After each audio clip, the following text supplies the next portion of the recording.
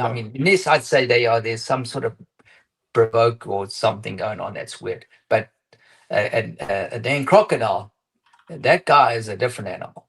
Yep. Yeah. Alden, I've been trying to get Johnny to come down because I said, let's go over to Lake Mineola. We'll jump over there at Waterfront Park. We'll just go back and forth in the day use area. And I said, there'll be 3 or 4 gators. They just swim parallel to you. And like you say, if it's not mating season, they don't bother you. Yeah. Johnny, I just can't get Johnny for it. I thought he was more of a man than that, but just can't get him to go for it. So maybe you can help me talk him into coming down. I'm telling you, they're cool. Like I said, yeah, I wouldn't want to go and maybe stroke its nostril, but the thing is, they're not going to let you do that. Even the ones I have at the track, if they're on the bank getting their daily sun, but if you get too close, they're gone. Yep. You know, almost too timid. I had some Austrian guys out last week, and they all ask about gators, and I said, yeah, they're there. And then as soon as they get close, they're gone. You know, then you're like, Yeah. well, you almost got to sneak up from a distance. Yeah, they're interesting. they're actually pretty timid. You guys are talking a bunch about cycling. So Alden, like, why is it that cycling is such an important aspect to motocross and supercross? Like when I talk to David Bailey and Jeff Emick and Donnie Hansen, you know, these older guys, you know, Jeff's going to text me and be like, what the fuck?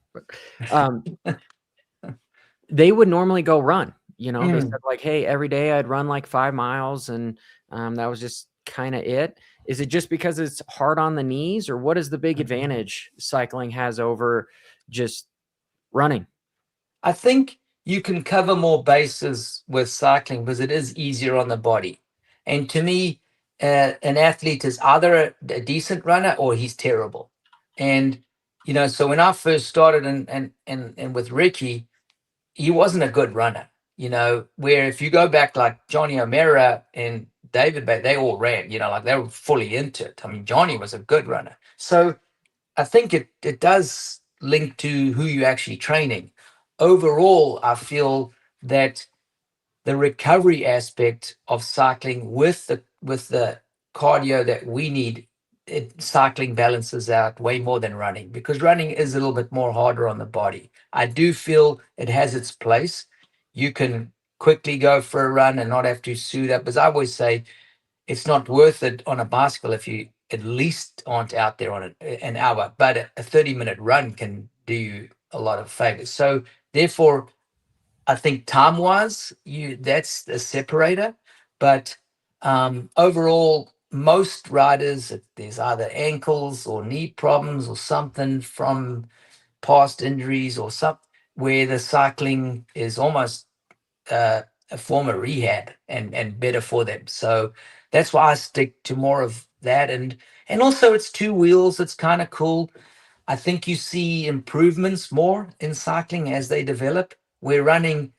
I don't necessarily see the improvements with the guys that have run, because remember their schedules don't allow for a lot of consistency in one aspect. Their riding is what is their main deal. So all the other parts of the training are just to benefit that. If that makes sense. You guys use programs like Zwift a lot? Because there's with the indoor cycling or not so much. And not so much. Sorry, and I don't want to butt in, but not so much because weather. Yeah, they don't have to do too much indoor. Yeah. I say it there in Florida, you know, rather than anything else. So cycling for these athletes are more of like a zone 1, zone 2 recovery state, where running, it's very easy to get above that. And then if you train like normies, right? I'm just going to say it, normies, a weekend warrior, would running be an alternative to maybe try to recover because they might have wife and kids and in a job where they can't get out for an hour and a half? I mean, would that be Yeah, I would say that would work. And as long as the person is, you know, he's not slogging it out and almost doing more damage to him, like more structural guys, I feel that are a bit bigger tend to not be good runners, and it's a little harder on their knees. But I'd say if you don't overdo it on the running, it's still a good workout. And time wise, for sure. I mean, this morning I went for a run because I knew I had to be back. You know what I mean? So a lot of the time with the other stuff that I have to do, I run a lot more than I am cycling, so it does work in when you have to divide your day and make everything count, for sure. Quick sneak peek into Alden. What was your run workout? Was it just a quick little, I'm just getting out for a 5K? What was it? I've got a 3-mile loop. It's actually 3.2, and it's perfect because it's got some rolling hills. It's just not long enough where I start to understand that I'm just don't run like I used to, but it's just good enough to keep me, I'd say, cardio wise, because I range in between that zone 2 and a bit up the hills, a little higher, so that when I get back on the bicycle with the younger group that I have, I don't feel like I'm off. Where when I didn't used to do that and kind of just wing it a little bit and say, "No, I'll be still fine on the bicycle," it would catch up with me. Yeah. So do you do all the training rides with your riders as well on the Yes. bicycle? So Yeah. you go out, do you set the pace and let them know like, hey, don't pass me, or this is the program we're doing? Or is it more of a, since we're doing a zone 2 ride, we're just out shooting the shit kind of, girls in the bathroom type of a ride?